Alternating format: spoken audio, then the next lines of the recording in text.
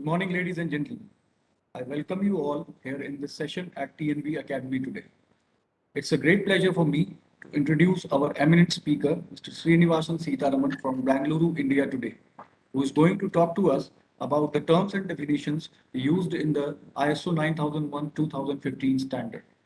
This is a topic in which we should all be deeply interested. So it is very important to know what are the terms and definitions used in ISO 9001-2015 standard and what are their meanings. In this webinar today, Mr. Sitaraman will discuss this topic in detail along with some real-life examples he has experienced in the industry. Our distinguished speaker, Mr. Sitaraman, has done his graduation from Annamalai University, India. He is also a lead auditor in ISO 9001, 14001, and 45001 standards, respectively. He has an industrial experience of around 25 years in various industries ranging from primary and secondary batteries, non-ferrous alloys, lamp components, and manufacturing in India, South Africa, and the Sultanate of Oman. He has been imparting training to a number of organizations, entrepreneurs, and executives on various topics related to ISO, safety, and management system standards, etc. It was just a brief introduction of our guest speaker today. And now, ladies and gentlemen, please join me in welcoming Mr. Sitaraman. I may request Mr. Sitaraman now to please start the session on terms and definitions used in ISO 9001-2015.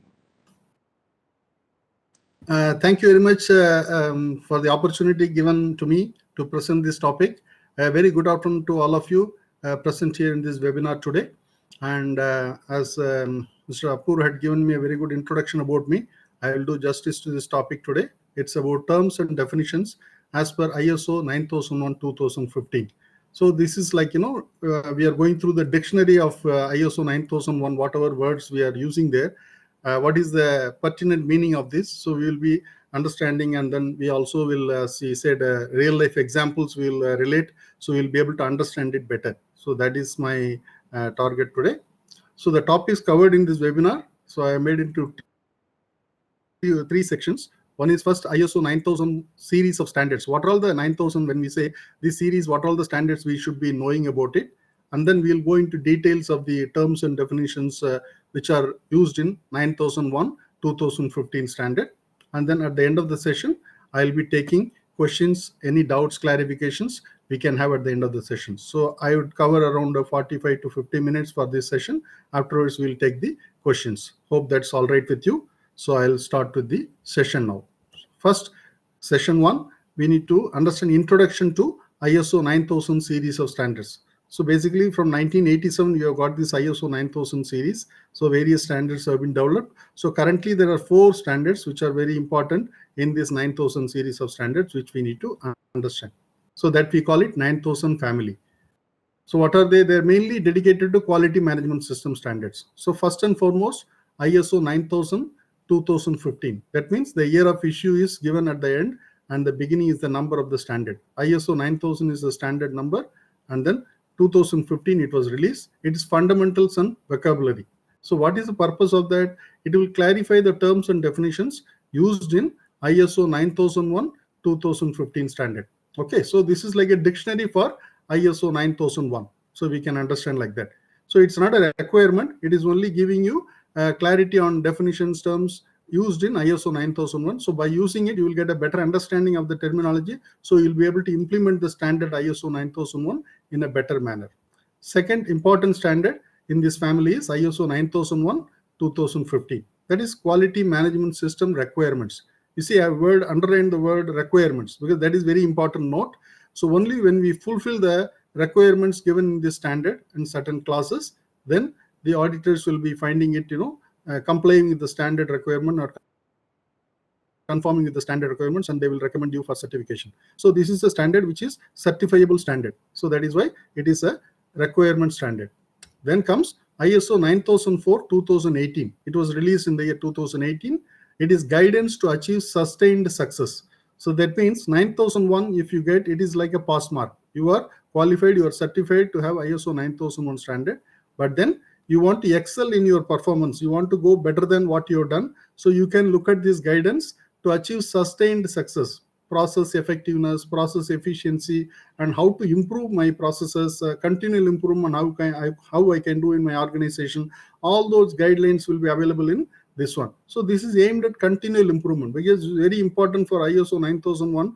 On a continual basis, you have to do improvements so that you will be remaining relevant in the industry and also achieve success in the organization in future. So that is why it is 9004 2018 is a guidance to achieve sustained success. It is not a mandatory requirement standard. If you want to go for it, it is your own personal achievement, but you will not get a certificate like ISO 9004, because it is not a certifiable standard. It is your own personal achievement, personal interest, okay, for organizations. Then comes ISO 19011 2018. That is guidelines for auditing management systems. So for all these management systems, when you do audit, how to conduct these audits, what type of risk management we can do in auditing management systems, and how to audit systems ethically, professionally, impartially, honestly. All this information is given in this ISO 19011 2018. So this is a guidelines again. It is not a certifiable standard. So this is mainly for auditors, both internal, external auditors, certification body auditors. So they will be referring to this standard for making the audit plan, how to manage the risk during audit. All those information, it will be available in this standard. So these are the 4 standards we call together is ISO 9000 family. So today we will be focusing in this webinar about ISO 9000 2015, which is fundamentals and vocabulary. Okay. Also, you need to understand the high level structure, which is now a common feature in all the management system standards. Right from 2013, whatever standard was released, ISO made it mandatory for all the technical committees to follow a similar structure, which is called high level structure. So all standards look very similar in the look and feel of the standard. So people, like organizations, when they implement, they will be able to easily understand the terminology. So this is what is a high level structure I'm giving now. It has got 10 clauses. So I have given first 3 clauses in one shot, which is like a introduction to the standards. It is not a requirement. So that's why scope, normative reference, and clause 3 is terms and definitions. Then comes context of the organization, leadership, planning, support for doing this management system, and operation, where we are doing the actual activity, and then performance evaluation we are checking, and then improvement. So now you see this clause 4 to clause 10. These are basically the requirements which organization need to fulfill for getting certification. Whereas clause 1, clause 2, and clause 3 are for information purpose only. So that is where we are going to focus our attention on clause 3 today, which is terms and definitions. So now you see the bigger picture. It is coming from the high level structure of all the standards. So currently today we are going to see only ISO 9000 2015, which will give various terms used in ISO 9001. Okay. So now clarification of concepts. When you refer to standard, we need to understand certain words which are very important to understand. What are they meaning? We need to see. Any means implies a selection of choice. Like there will be many things, you can select any one of them. So that is why any, if you see the word in the standard, that is giving you a choice or selection you can do as an organization. Appropriate means suitable and implies some degree of freedom. So there will be like, for example, appropriate methods can be used to evaluate the performance of the product. So you can choose the correct appropriate method for your organization. There is no one scale for everything. It is basically given to the organization's choice. They can select. So appropriate means suitable and implies some degree of freedom for the organization to select certain tools and techniques. Applicable means relevant or possible to apply and implies that it can be done. It needs to be done. For example, applicable requirements. This will be like a legal requirement. If you are in a particular industry, what all requirements applicable, you need to consider them. That's what applicable. Consider means it is necessary to think about the topic, but it can be excluded. Certain things like, for example, ISO 14001. For example, it says life cycle perspective to be considered. So you say that you have considered the life cycle perspective, but you felt it is not important for the organization, so you can do that. But you have to say that you have considered. So that's what is consider means necessary to think about it. So it gives you a pointer in this direction. ISO is giving you a pointer, so you can consider and then you can decide for your organization it is applicable or not, and then take the necessary action. Take into account means it is necessary to think about it or the topic, but it cannot be excluded. So you have to take into account. For example, one particular sentence in the standard I have given here, take into account applicable requirements. So when I say take into account applicable requirements, you need to see what industry you are in, what are the requirements available. So you need to take into account all those applicable requirements. Then you have to consider what you need to implement, what you need not implement. So the take into account is, it is necessary to think about the topic, but it cannot be excluded. So we have to take into account that particular point. Continual means indicates duration that occurs over a period of time, but with intervals of interruption. So this is very important terminology in ISO 9001. It always advocates continual improvement. That means you improve, you standardize, and then you improve further. So improvement with the interruptions. The interruption is not a negative terminology here. It is towards standardizing your improvement so that if there is any problem, you don't fall back to zero. You go back to the previous achievement because there is already a standardization available there. Like when you climb on rock climbing, you secure your position with securing yourself there so that if you happen to do some mistake, you will not fall to the ground. You will go to the previous level of achievement. So this continual improvement is the bedrock of ISO 9001 2015. So continual improvement is interruption and then improvement, interruption for standardization. Then continuous. So what is continuous? We all understand continuous means without any interruption. Indicates duration without interruption. So ISO does not advocate continuous improvements. They want only continual improvement. But you can say in one sentence, continual improvement need to be on a continuous basis happening in the organization. So we always have to do continuously continual improvement. That is what is the focus of the ISO 9001. Okay. Effect means describes the result of a change to the organization. So what effect it can have if you do these things right or wrong. Both ways, we need to understand the effect of quality management system by doing certain activities. So you will be able to understand the impact of it. So take necessary actions to correct them.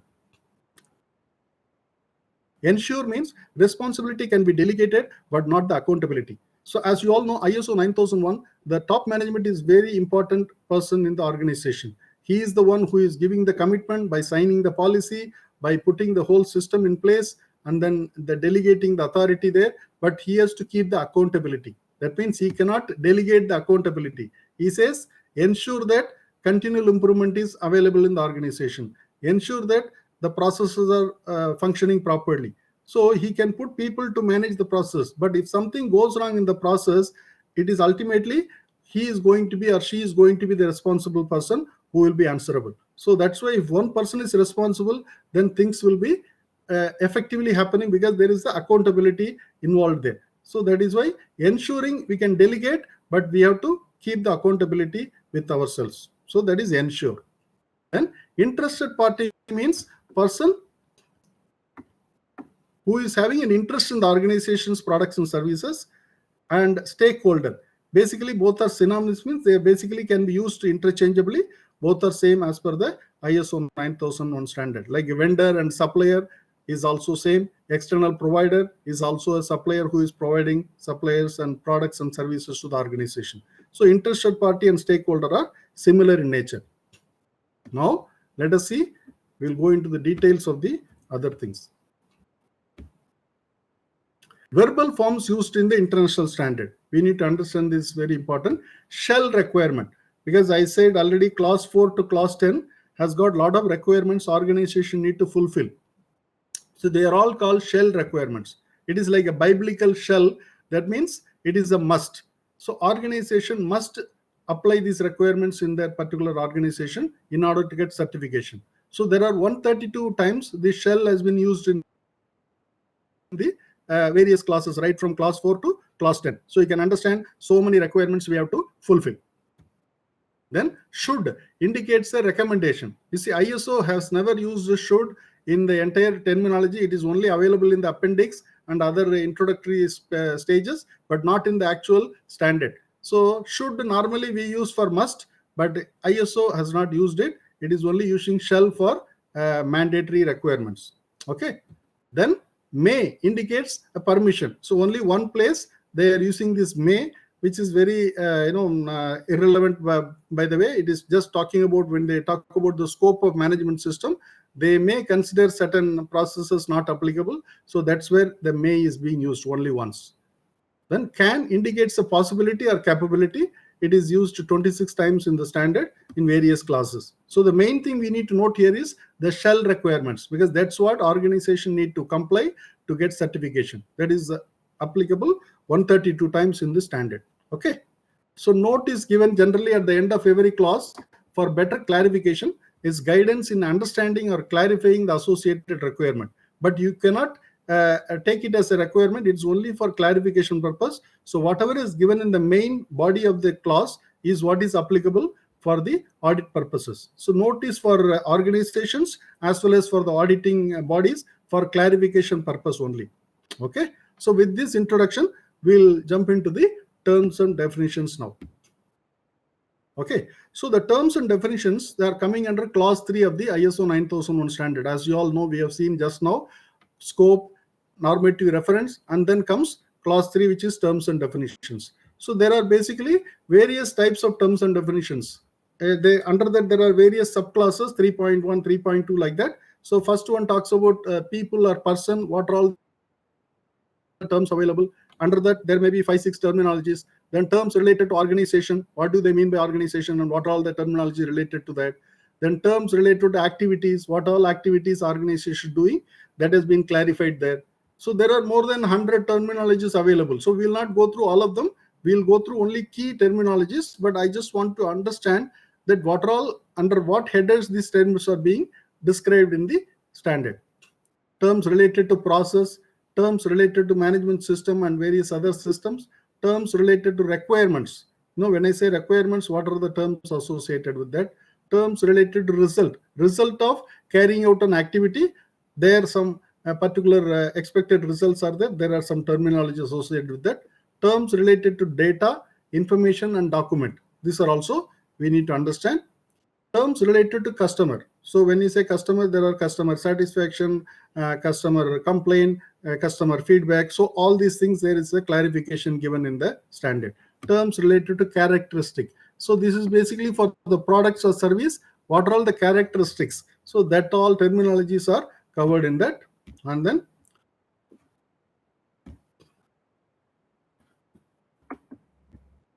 terms related to determination. So when you determine the end result of a certain process or activity, what are all the terminology we need to consider. So that is given here.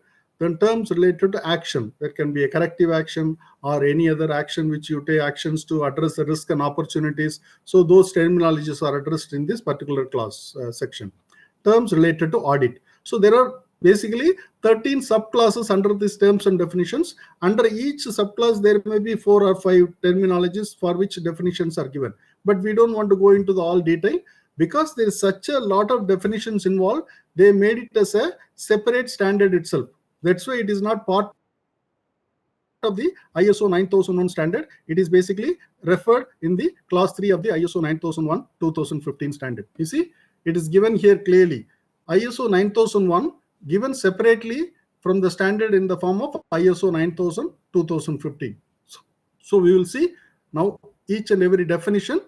It's not in a particular order, but I have selected around 15-16 definitions which are very important for you to understand, and the clarification of this concept is very important for implementing the standard in the organization.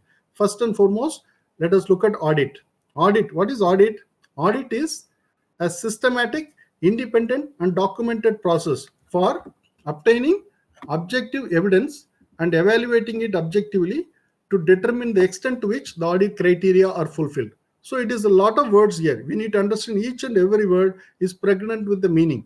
So when I say systematic, means audit is a systematic process. That means it has to be upfront informed to people well in advance. So we are making the audit department prepare for the audit. So they make everything ready, whatever best ability they can do, and then they can face the audit. We do not want to do surprise audit in ISO 9001. It is always a well-planned audits, informing the auditee as well as auditor prepare for the audit.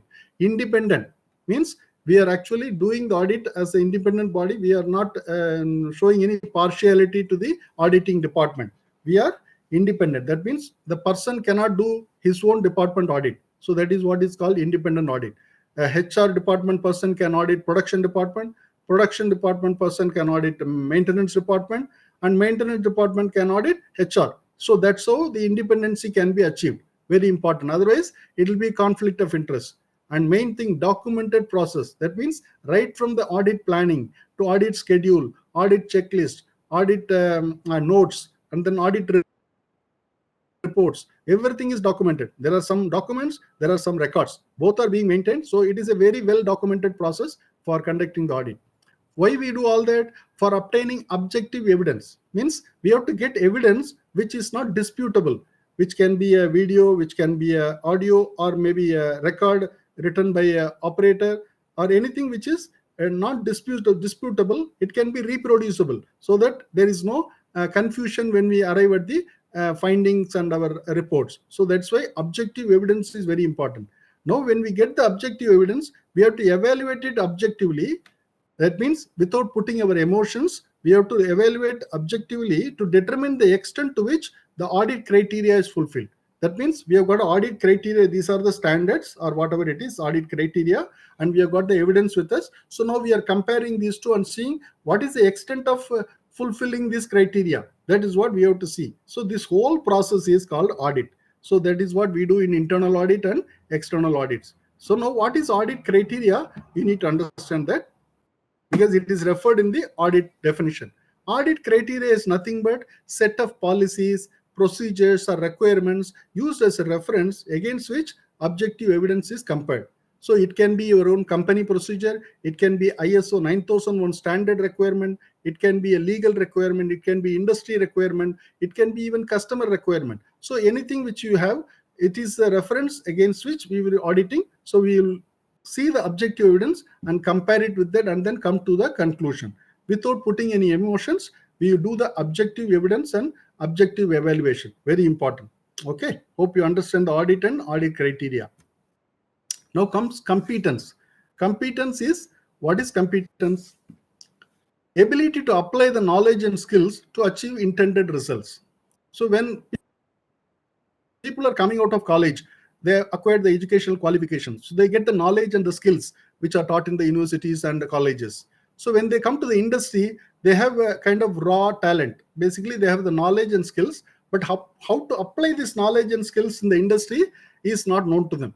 So the competency level of a person who is joining, who may be engineer, whatever it is, he will have the skills and knowledge, but how to apply the knowledge will be very, very limited. So when he joins on the job training, then mentorship, coaching, and then induction, and various other things happen in the organization, slowly he is getting competence. That means the ability to apply the knowledge and skills learned in the educational institution and achieve intended results. So when people join, they are given induction training, then they get on the job training. So from beginner, they slowly gain competence, and then they become independent. They can do the job themselves, and then they become experts. They are very proficient in this job. Then they are in a position to train other people who are joining. So from a beginner to expert and a trainer is the competence one person is acquiring in the organization.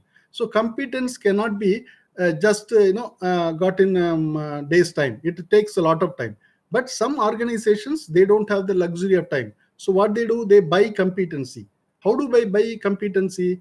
We advertise for people who have got a similar experience from the similar industry, so that they can straight away come and start giving the services without any training required, because they have taken the competence from the industry. That is why we poach people, experienced people from the competition, so they straight away start giving the services. Whereas many organizations, they go for campus recruitment, so they get the raw talent, they put through the paces, the induction training, whatever it is, then they become competent at a later stage. It is up to the organization to decide whether they want to get competent people or make the people competent through their training programs. But this, all the records related to training, so to get them competent, has to be retained by the organization. Very important. Okay, hope you understand the competence now. Now concession. Concession is a permission to use or release a product or service that does not conform to specified requirements. So naturally you can see it is not conforming to the specified requirement, but we are giving concession here.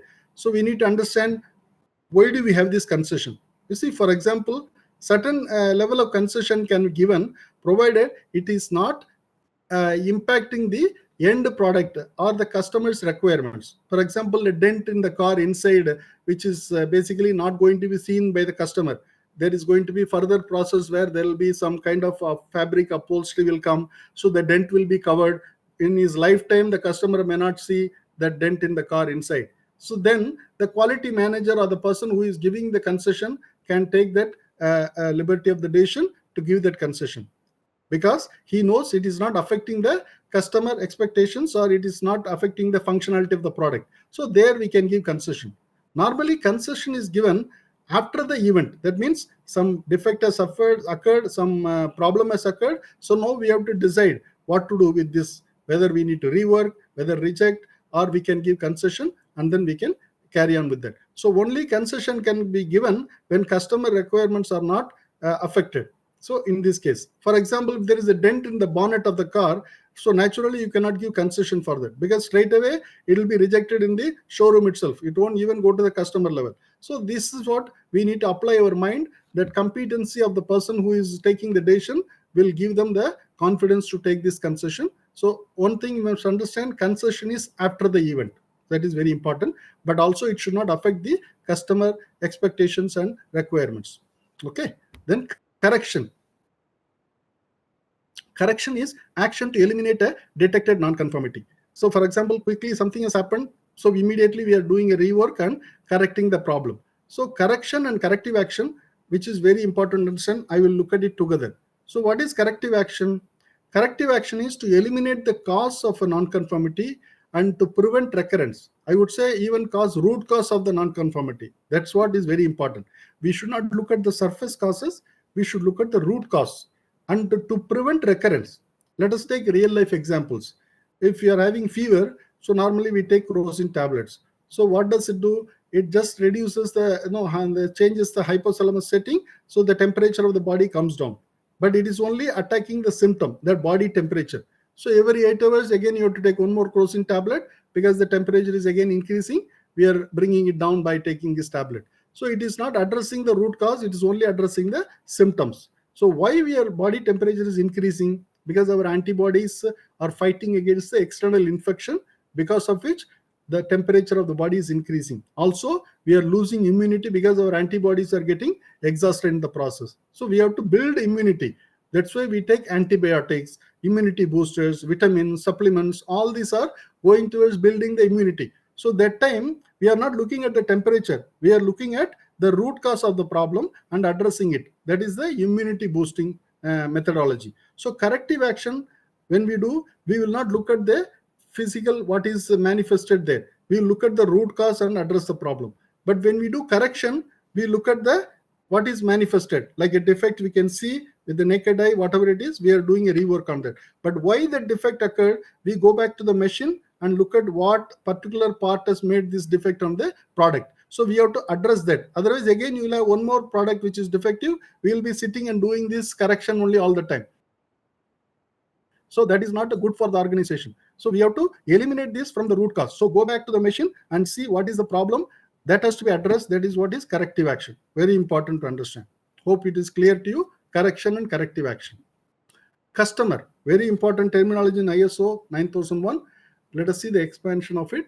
It is person or organization that could or does receive a product or service that is intended for or required by this person or organization. You see, it's a very big terminology. In ISO 9001 2008, the definition was very simple. That was person or organization that receive a product. That's all. So all these underlined words have been added in the 2015 version. See how much of expansion to the customer. Could or does means what? He can be your customer now, he may be your customer tomorrow, or he may not be your customer now. So that is, future customers, past customers are also your customers. Give an example. You're walking down the road during lunchtime, you're very hungry, you want to have food somewhere. You see a restaurant there, you see there is some menu card outside, price list, but you look, it's very pricey and you don't see any crowd inside.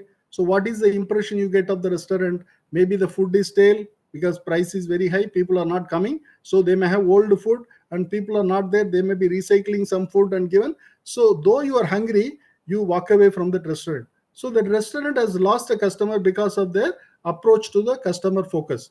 So two shops down the line, there is a person waiting outside, inviting people, and the menu card looks very attractive, and you see a lot of crowd inside. So what impression you get of that restaurant?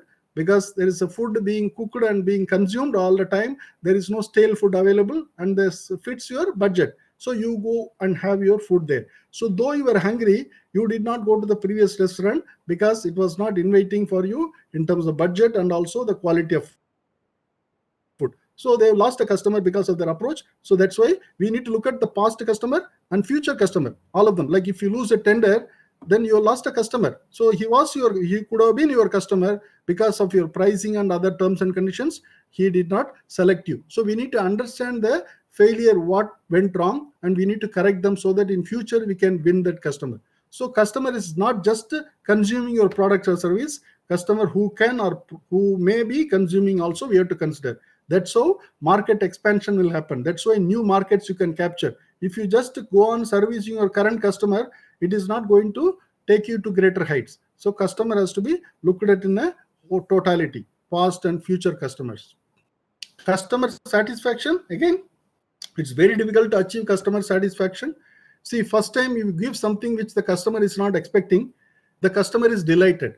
Like I gave an example earlier, when I went for putting petrol, I got a water bottle, 1 liter water bottle. It was very thirsty and it was very inviting, and I really liked it. I was delighted. So when I go next time, I'm starting to expect that water bottle offer when we put petrol. So only once you can delight a customer. Next time it becomes expectation. Then competitor starts giving, everybody starts giving, then it becomes need. That means it's a must that you have to give. So like that, first delight, then expectation, then it becomes a need. So customer is always, unreasonable sometimes, but we have to satisfy them because customer focus is very important for organization. So here it says customer perception of the degree to which the customer's expectations have been fulfilled. So that is what is customer satisfaction. So when we put our words in objectives and policies, we have to be very careful. Exceed customer expectations, which is very difficult. We cannot exceed. We can only meet expectations because expectations are always increasing. So we have to match with the expectation. We can meet them. Exceeding is a very tall order.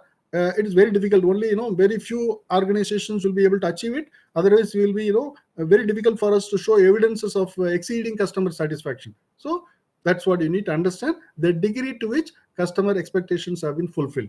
Then comes documented information. That means information required to be controlled and maintained by an organization and the medium on which it is contained. That means whatever information required by the organization, controlled and maintained, and whatever medium it is contained. That means it can be a hard copy, it can be electronic, digital display, whatever ways you can put it on the shop floor for people to understand. That is what is important. We need to first understand what is required to be controlled. There are some mandatory documents which ISO 9001 is asking for. One is the scope of the management system. That means what is the scope that you are going for certification, production of whatever it is, the nature of products and services, all those will come.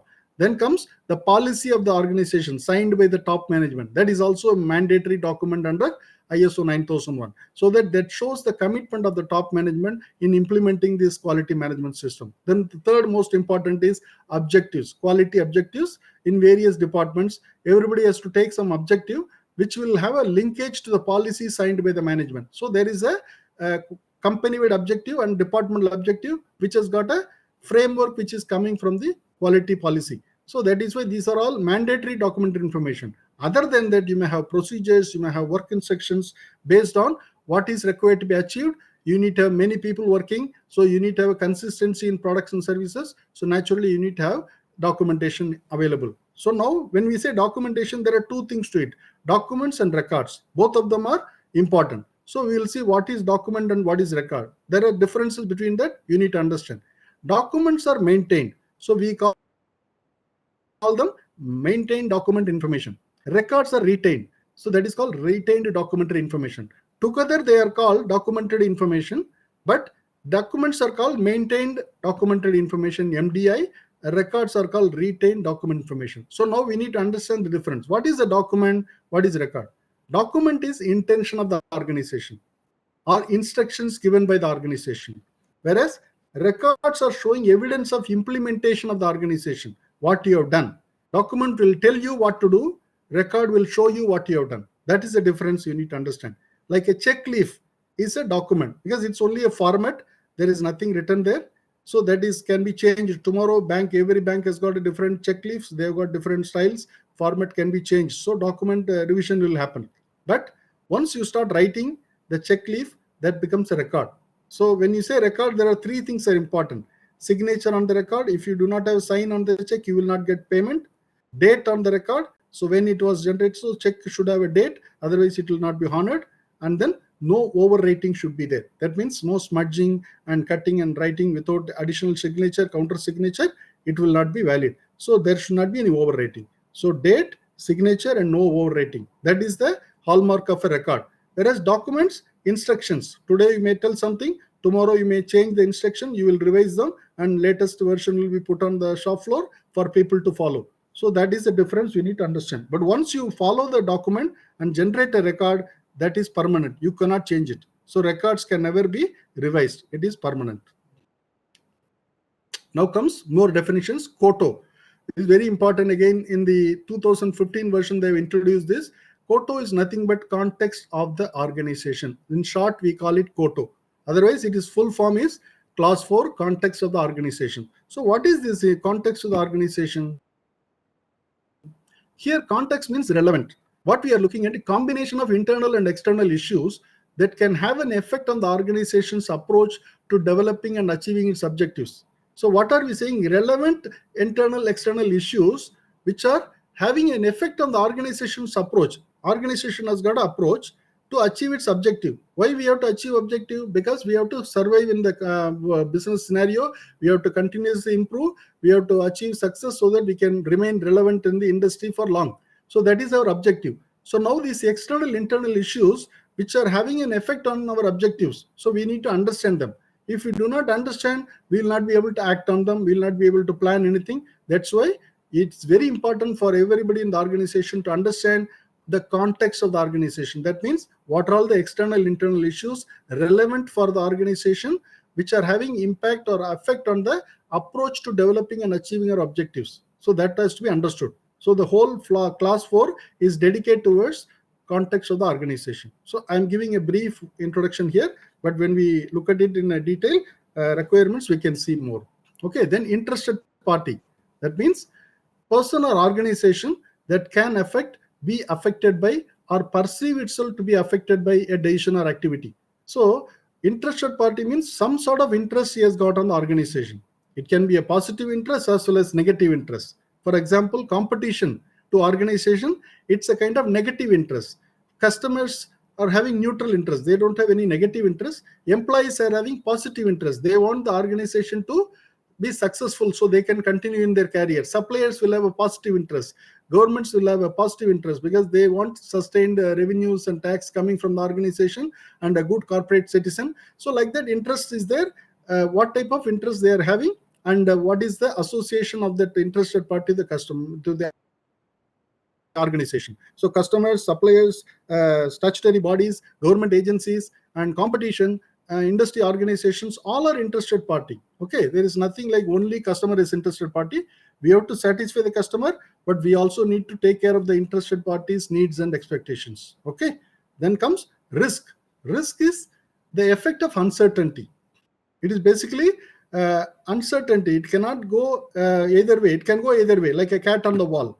So if I give an example of investing in stock market, it can be profitable or it can be a capital loss also. So both ways it can happen. But how you manage this or mitigate the risk, your plan, it will determine whether you will be profitable or not in the long term. So risk is effect of uncertainty. When we assess the risk, we always take into account two factors: severity and probability of the risk occurring in the organization. Then we come to a conclusion about how significant is the risk and what we need to do mitigate this risk.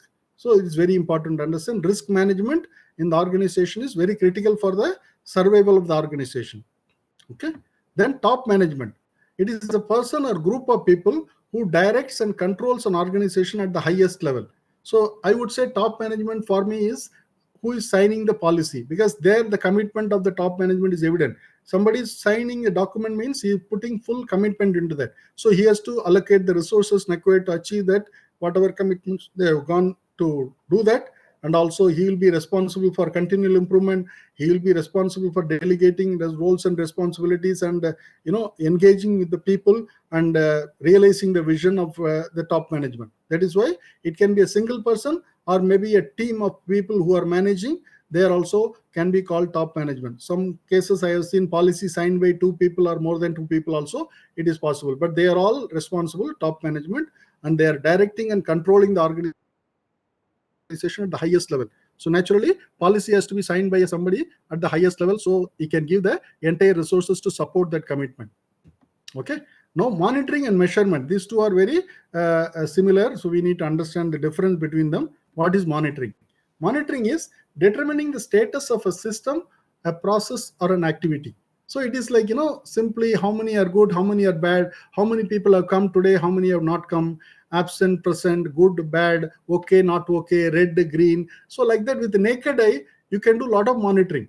That is what is monitoring means. Without any assistance of any other device or measurement thing, we are able to monitor things. Whereas when I say measurement, it is a process to determine a value. So for measurement we need a kind of device, like thickness of something, width of something, length of something, temperature, pressure. You don't have supernatural abilities to say this is so much temperature. We know basically some understanding hot or cold, but we cannot exactly say what is the temperature. So like that, voltage measurement, all these things need a device to measure, whereas monitoring you don't need any device, it's only visual control.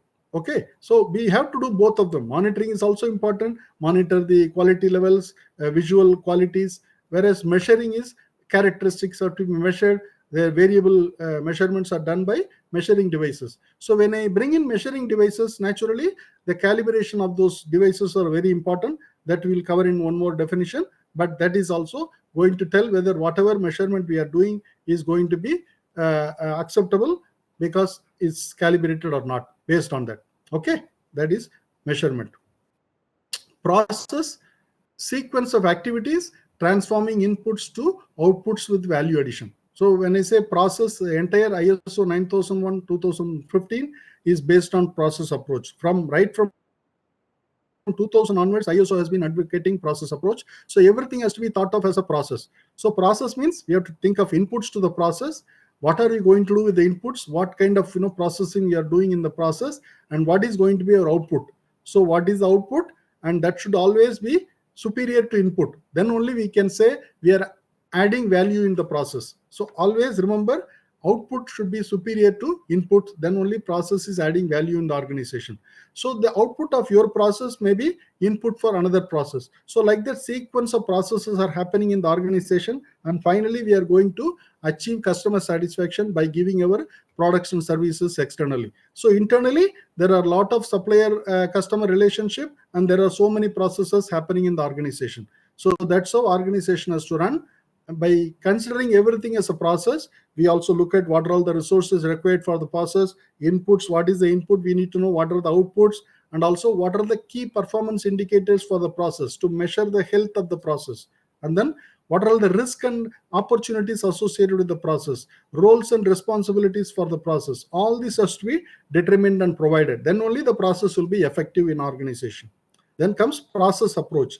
This is the damming cycle which we called earlier. This is PDCA, plan, do, check, act. So whatever you do proper planning before execution, so that you understand what are all the risks and other things involved. So you take necessary actions before going and doing that activity. So that is the PDCA. And you check whether you're done as per plan. And if there is any deviations, do course correction. And this sort of cyclical things is done, so that we are getting improvement, which is continual improvement. Cyclical process of carrying out PDCA means plan, do, check, act, aimed at continual improvement, which is the bedrock of ISO 9001, continual improvement, to remain relevant in the industry and the business. Okay. External provider. This is basically person or organization, provider of product or service to organization, and is not part of the organization. He is external to the organization. So he is not part of the organization, but he is an interested party coming from external, providing his products or services, so that he is getting a consideration for that. So earlier we used to call him a supplier.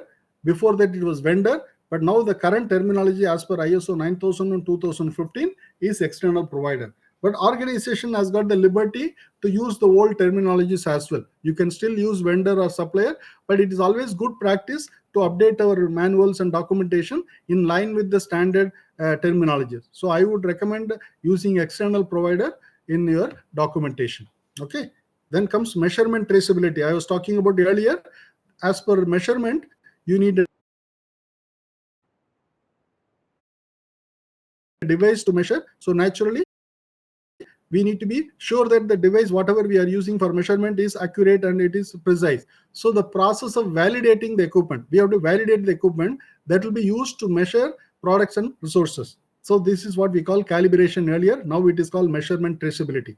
So we have to calibrate this instrument, what we are using, against another instrument which is calibrated to primary standards. So there is a kind of traceability to your calibration. It gives confidence that whatever you are measuring is accurate, because it represents a calibrated instrument, so which has got a external standard reference, so that we are relying on the results which are provided by the instrument. So measurement traceability is very important when you talk of measurement. Simply without measurement traceability, measurement is not validated.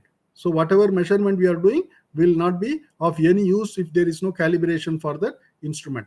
Okay, the frequency of calibration, the method of calibration can be decided by you, but it has to be calibrated. Okay, then deviation. This is also very important thing. Permission to depart from the originally specified requirements of a product prior to realization. So what is the difference here? Already I said concession.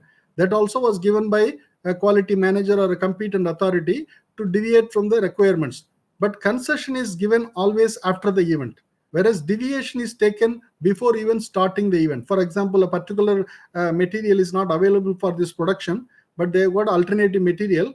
There will not be any impact on the final end product. So production can take a deviation from the competent authority to go ahead with the manufacturing of this and then carry on the production. So deviation, upfront permission has to be taken, whereas concession is taken after the event, deviation is taken before the event, prior to realization. Realization means product realization.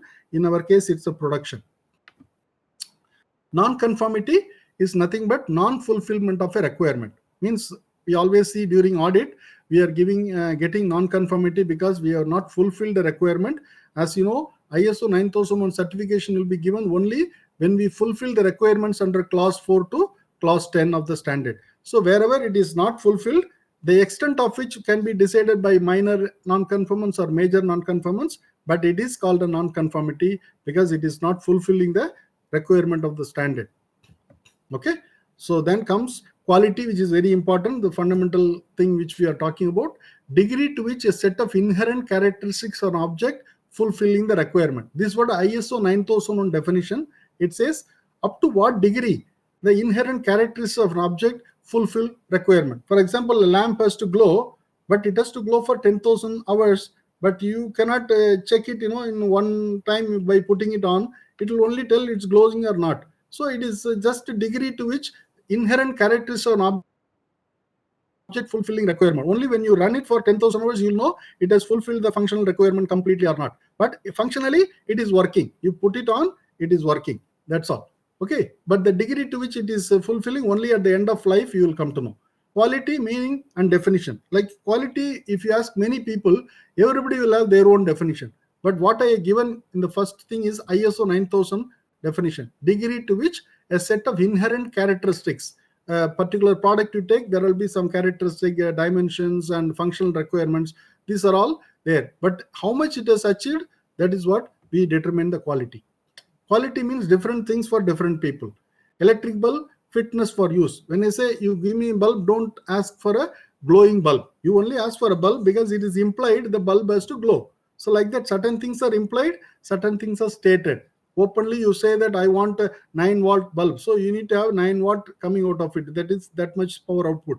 but it should glow or not, that is not to be told, it is already understood. So implied requirements, stated requirements, both are to be met by the organization. Courier service delivery parameters, like you don't have any product, it's only a service, how quickly is able to deliver and how safely is delivering the documents, that is a parameter we have to see. Television, automobile, defect free service, you go back to the shop for buying another product, that is showing the quality of product. You go back to the shop for complaining, that is not good quality. So that is what defects free service means. You should not have any trouble when you put it on plug and play kind of thing. Mobile phone, software, travel agents, value in terms of features and freebies. There are various phones available in the market, so we are looking at what are all the features. So then you go with the purchase decision. So like that, various things, what all features are available, that will decide what are all additional value added services you are getting from service providers. Based on that, you take your decision as a customer.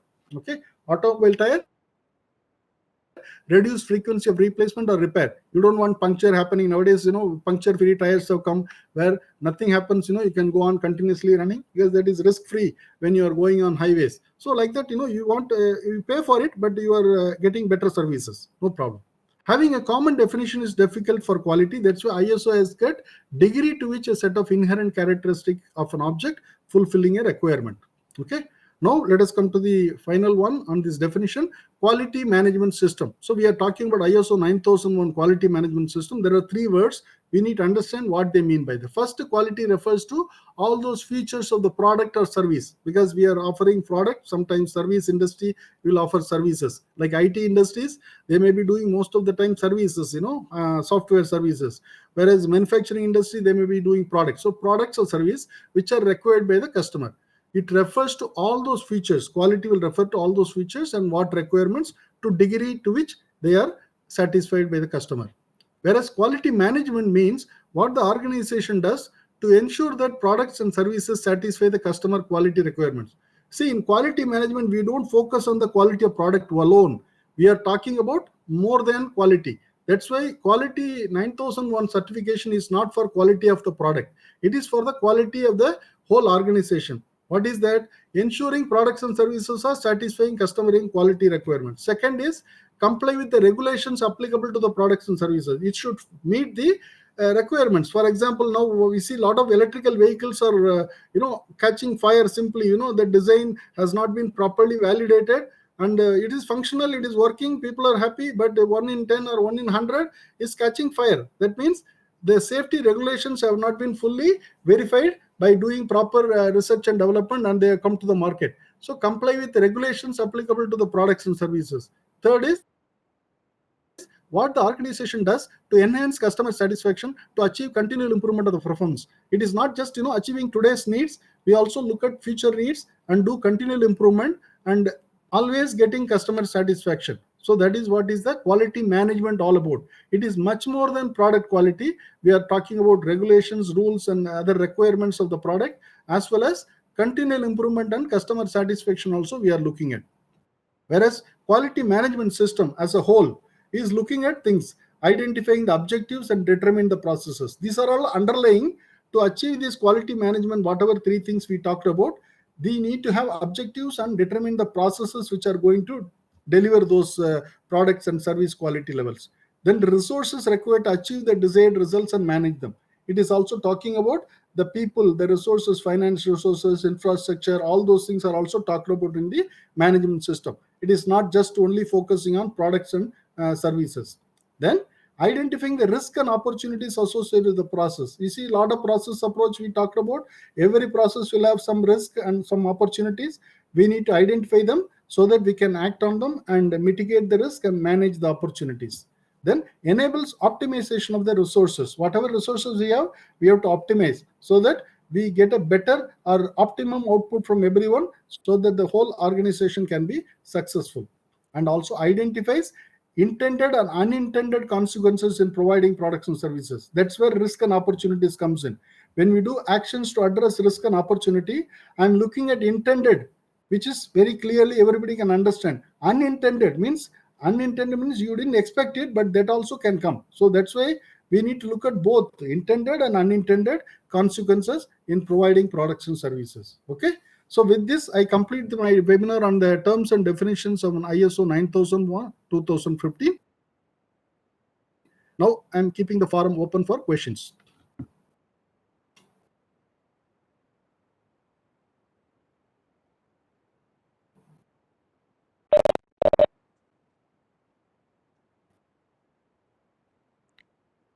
Anybody who's got any questions? Yeah, I have a question. Yes, sir. What's the difference between the corrective action and the preventive action? Yeah, very good question, sir.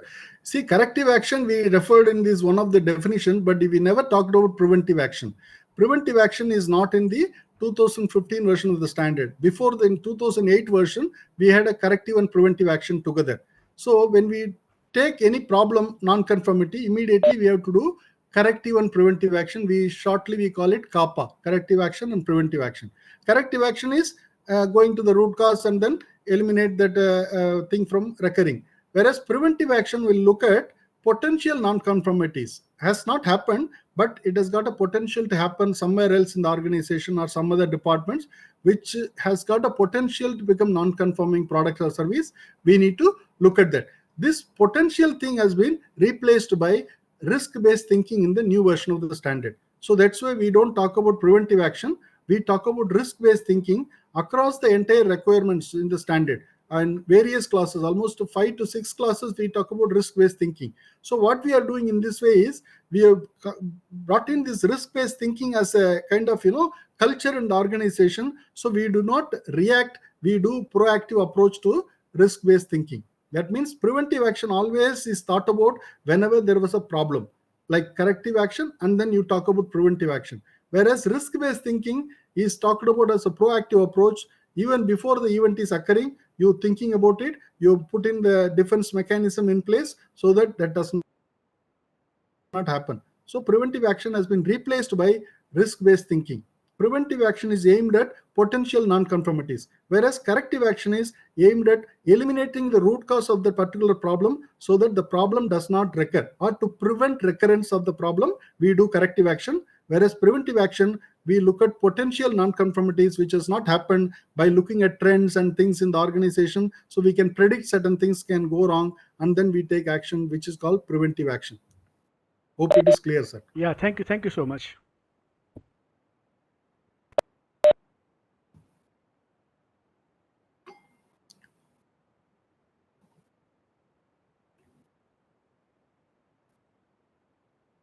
Any other questions from participants?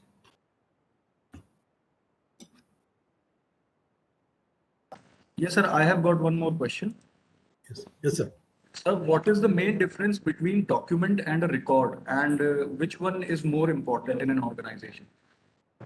So document is a kind of instruction, sir, what to do by given by the organization. Record is the implementation evidence. Like you follow the instruction, which is a document, you generate a record.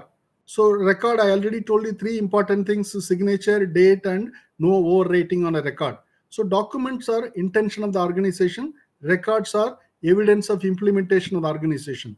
When it comes to more important, I would prefer a record as more important, because if you look at a documentation system in any organization, the shell requirements of ISO also looking for lot of evidence of implementation of things. So that's what they see when they come for audit in the organization. So documentation is required. Very few documents are mandated by the organization, which are scope, quality policy, and objectives of the departments.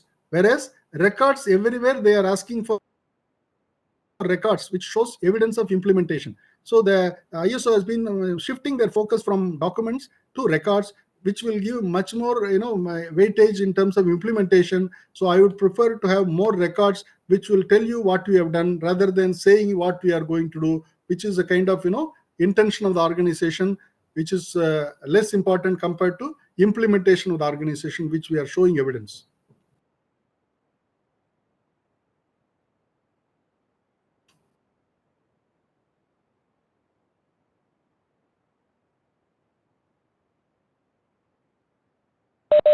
Any more questions from the participants? Anybody, any question?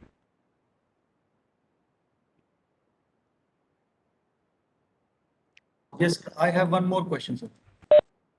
Yes, sir. Go ahead. Sir, can we do surprise audits in quality management system, or do we have to go conventionally what has been written within the standard itself? Yeah, you can do surprise audit, but that is not coming under the purview of quality management system, because audit, as per the quality management system definition, is systematic process. So when I say systematic, it has to be planned well and intimated to the auditee and auditor departments so that they prepare well and then they conduct audit, and we give every chance for the auditee to defend himself or herself in the department's activities. So that's why it's a well planned exercise, documented exercise, with a good commitment of time and given to auditee, so that he prepares the department to face the audit. So it should not be a surprise audit as per ISO 9001, but if you do audits, that will be beyond the scope of the ISO 9001 system. So we need to have only systematic audits, well planned audits only done in ISO 9001.